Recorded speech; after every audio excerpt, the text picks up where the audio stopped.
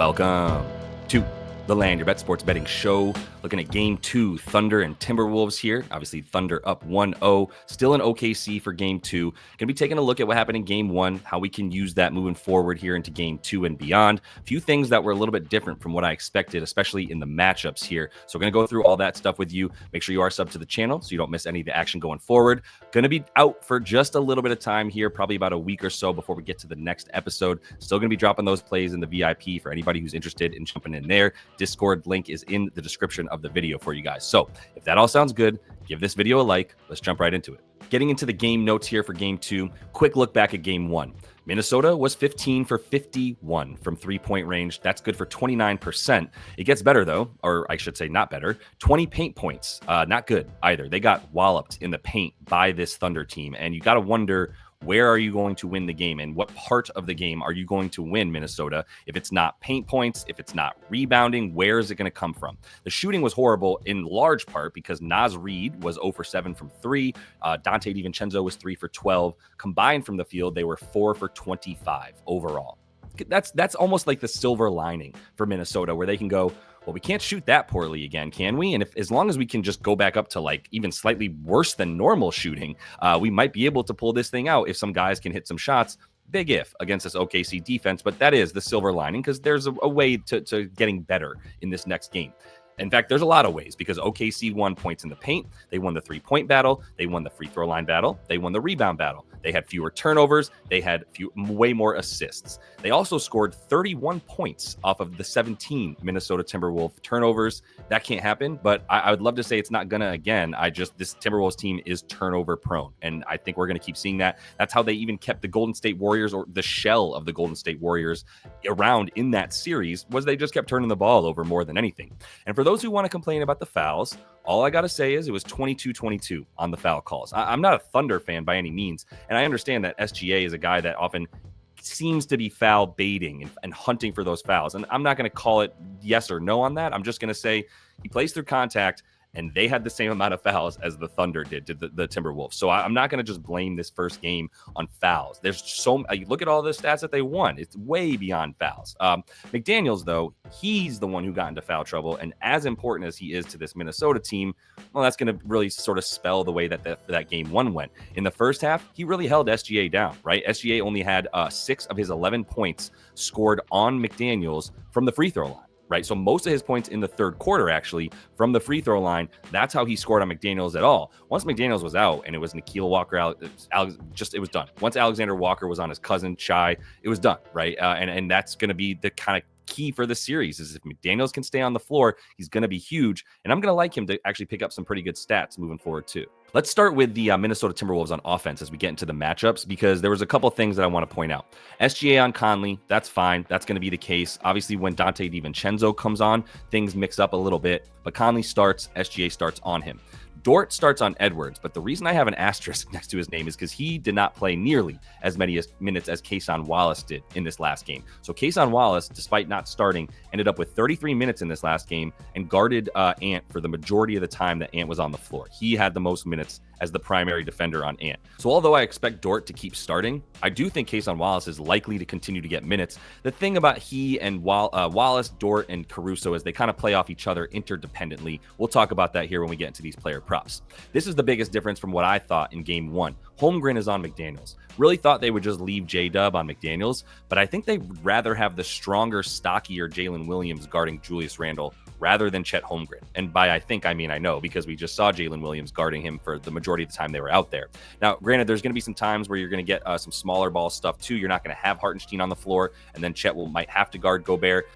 Gobert's minutes are getting snipped as well, down to 21 in this last game. Either way, the key here is that Holmgren is on McDaniels. The reason I like that is that it kind of tells me that McDaniels is going to be open a little bit more if he can stay on the floor. Chet is going to sag off of him and guard down low, looking to block shots on guys driving. That's going to leave a few more opportunities for McDaniels to be open for threes in the corner. Other side of the ball was pretty much what we expected. McDaniels on SGA, Conley and whomever the worst defender is out there for the Timberwolves is going to be on Lou Dort, and then Edwards is on J-Dub. Did a pretty good job when he was out there on him. It's quite an assignment for a guy who's also expected to carry the offense, but we know Ant wants to guard one of, if not the best player on the other team. He'll continue to get the Williams assignment, not the SGA assignment. Although he did get onto SGA a good amount as well, and sort of wants to eat that and revel in the rivalry there and the competition. But Randall on Holmgren, Gobert on Hartenstein, what you expect. But the key for this one is going to be Gobert and Hartenstein.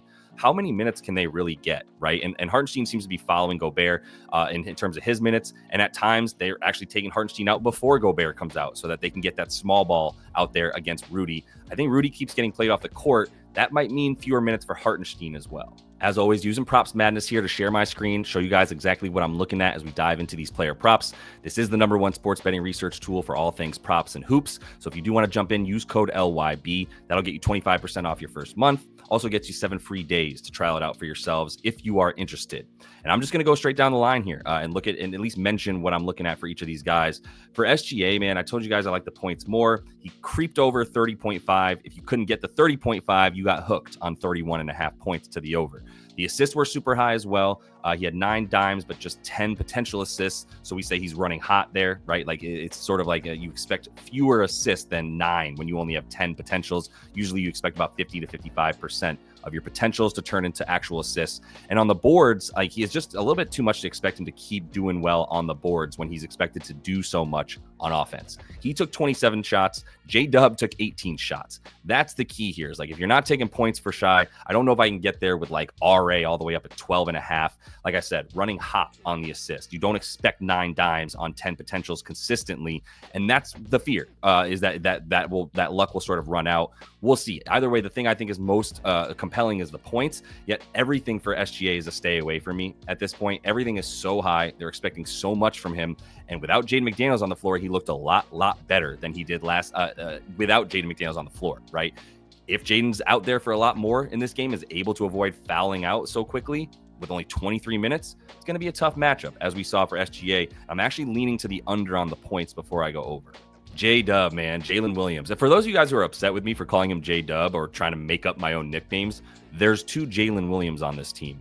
This one is nicknamed J-Dub. The other one is nicknamed J-Will. Get off my back. That's all I'm saying. All right, J-Dub. He is just struggling with the points, man. I mean, he had 19 in this game, but 7 for 18. That makes like 5 of his last 6 games. 5 of his last 7 games in the playoffs. He shot worse than 40% from the field. That's wild, man. I mean, this is a good player, missing layups, missed bunnies in this last game. So I can't get there with the points, but we hit the RA. We got it at 9.5 last game. We're still getting, and I said I would take this up to 10.5. I took 10.5 for plus money last game. I bypassed the 9.5, just went right to over 10.5 on the RA. He rewarded us. He had 7 RA in the first half, and then I got the 6 in the second half.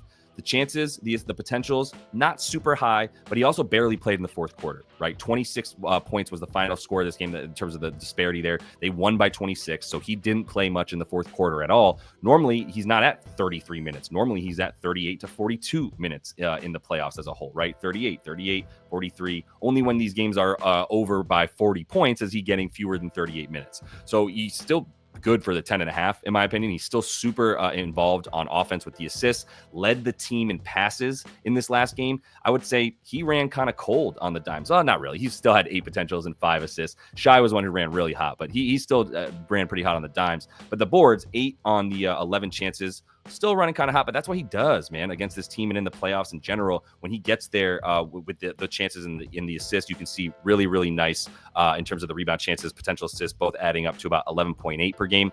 Once we get to 11.5 RA, I'll probably be done with this bet, but 10.5 better than minus 120 all across the board. I like the over still for J-Dub. I'm still a little bit cautious when it comes to Chet and Isaiah Hartenstein, and I'm still talking about them in the same breath, but I will say Chet is the one I would be leaning on moving forward rather than Hartenstein. The longer that a series goes on, a lot of times, not only do the rotations become shorter, the height of the actual guys playing becomes shorter because you want more versatility. You don't really need quite as much banging down low as you do guys who are not going to turn the ball over, guys who you can trust to dribble out on the perimeter as well. Well, Chet's obviously a much more versatile player than Isaiah Hartenstein. And when the Thunder decide to go small, Chet is their small ball 5, despite standing at 7 feet taller. So I still think Chet's going to be the guy that gets the minutes. If you're looking at which one to bet, I still think it's too close to call here. And I think all these lines are fair for Chet. I would just be looking at him on the points before I look too deeply into Hartenstein in this situation, because again, I don't think Rudy's going to continue to play 30 minutes or more. I think he's going to be closer to the 21 to 25 minutes that we saw in game 1. Caruso, man, let us down on the dimes. I'm tired of trying to figure out, is he going to get the rebounds? Is he going to get the assists? I still think assists are a better look for him. He did have 22 minutes in this last game where they won by 26 points. So again, if things get closer in the series, that's when we expect Caruso to play more like 26 to 27 minutes, right? If he can't get to 26, 27, I don't trust anything. I mean, even on the points here, which he did go over the 7.5, even 8.5 was his prop last game. He only played 22 minutes. He only had 4 shots. Do you want to bank on him going 3 for 3 from three-point land again? I don't. The shots should increase at some point, but he's so closely tied to whether or not the Wolves keep this game close, because he's a clutch performer in a way that they're going to want him out there over other guys at the end, right? Not just a clutch performer, but a guy who's been there before and that they trust in clutch time. So yeah, I'm going to bank on Caruso still getting a few more minutes, but between he, Lou Dort, and Kayson Wallace, they're so interdependent. Whichever one is playing the best is most likely to keep getting minutes. I mean, Kayson had more minutes than both of them. He had 33. I believe that was third on the team in terms of minutes. I think he had more than Chet, right, in this last game. How many did Chet play? He played 26 minutes. Kayson got some garbage time, but he also was out there as the main defender on Ant more than anybody. So I'm leaning into Kayson Wallace, but again, I don't know that I'm going to be able to get a bet down on any of these 3 guys very consistently until Coach Daggs shows me that one of them is going to take priority as getting more minutes than the other. Right now, they're all anywhere from like 22 to 30 minutes. I think any of them could play that amount. That keeps me from really being able to reliably bet on any of them. All I got to say about Ant is I'm still going under on the points. Now, last game I took over 11.5 rebounds and assists. You're starting to lose me at 12.5. Even for plus money, I don't know if I can get there. The assists seem to be really hard to come by. Although during the regular season did pretty well against this team on the assists, definitely think we should be leaning a little bit more into the rebounds than the dimes at this point, right? He's averaging 9.2, just had another 9 rebound game on 13 chances against this team. If you look at the 6.5, it's juiced all the way down. But still, 7 is an edge to the over for him on the boards. This is the play I like the most, but I think I'm still going with under on the points. If you can get 25.5, which some books are still holding, under 25.5 points against this Thunder defense, he's gonna have to make a lot of threes, man. There's not gonna be much for him in the paint once he even tries to get inside the 3-point line. He's getting hassled. So I still like the under for Ant. I know he missed a few more minutes than normal because it was a blowout. Plus, he got hurt for a minute and had to come back. Still don't care. I still think all what we're seeing here in terms of his matchup against the Thunder is too difficult with the amount of guys they can throw at him. Too much relying upon him. I'm going to be fading the points again. Not willing to fade Julius, though. The only thing I would say about Julius is he shot really, really stupidly well. 5 for 6 from 3, 9 for 13 from the field. 36 minutes. You expect that to get up to 40 if this isn't a blowout by the fourth quarter, which it was. So I still like overs on Julius. We're actually getting a little bit more value here.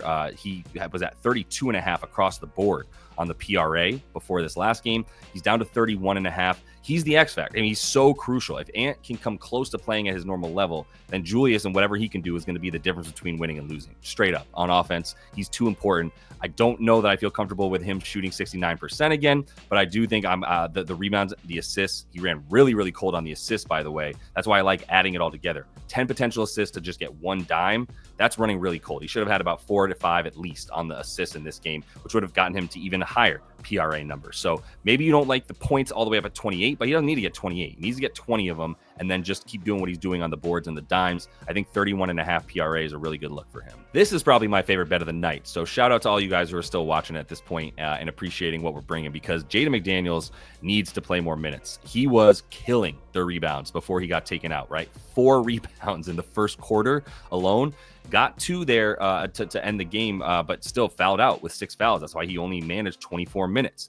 He's just a beast right now. I think the points and the rebounds are going to be a good look together. That's my preferred bet for him, is 16.5 PR. If you can get it at 17.5, I'm still good with that number. But the key is going to be the minutes, man. And as far as the points go, he's got the Chet matchup, which is what we talked about when we were looking at matchups. So that means Chet is probably going to be sagging off of him, hoping to get more boards and more block shots, which leaves him a little bit more open.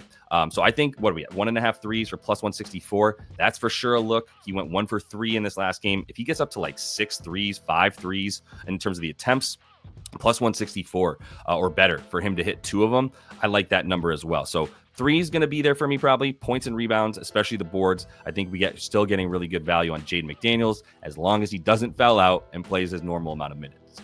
Let's close it out talking about Nas and Dante, man. We mentioned at the top that they combined for what? Nas was 1 for 11 from the field. Dante was 3 for 14. That's 4 for 25 from the field. Awful. Not going to cut it. These are your two best spot-up shooters, and they ain't doing it. They're going to have to do it in this game. I still think we're going to see a ton of minutes from these guys. Dante played a ton of minutes, right? 30 exactly. Nas played close to 30, played 28 in this game. Not really garbage time for these guys either. They were out there chucking shots with a pretty high usage percentage themselves. So which one would you rather go over in this game? Well, for Nas, I'm still going to believe in him. I think the fact that we're still getting 1.5 threes, even at like minus 130, this is a good look for him. He went 0 for 7 from 3. 2 for 7 is a lot more reasonable. And I think the threes are going to continue to be there for him because they don't trust too many other guys to put up those threes for them. He's going to have to do better. So I like him on the threes. For Dante, yeah, I think you can still get there with the threes. It's 2.5 or plus money. He hit 3 because he fired off 12 in this last game. So I'm not worried about Dante losing confidence. I think he's still going to be chucking threes. I think 3 at plus money is still a pretty good number for him. But sneaky good look here on the assists, too. He had 6 potentials in this last game, only ended up with 2, is averaging 3.4 assists per game in this playoffs. And at the potential assists have gone up from the season. They're still at about 5.5, which is about what they were at on the season. But you can see he's averaging about 3 during the regular season as well, right? In terms of the assists here, 3.5. So nothing's changed. And he's still looked at as a facilitator because he's normally out there without Mike Conley. So it's him, Julius, and Ant that are expected to make plays. He's going to keep having good looks as the defense is imbalanced, trying to double Ant. Dante gets the ball and now has the option of passing or shooting, right? And I think the passes are still going to continue to be there for him and the threes. But I like assists. I like threes. Those are the only 2 plays I'm looking at for DDV. All right, y'all, we'll be seeing you guys again on here in about a week or so. As soon as we get fatherhood underway, I can get back to creating some content for you guys. For those of y'all in the VIP, still going to be doing my work pretty much daily here with a few breaks, but most of the time going to be having those plays up as we continue through the playoffs. And then as soon as we're back in business, getting back to the WNBA as well. So definitely make sure to subscribe, continue to follow along. And until I see y'all next, happy betting.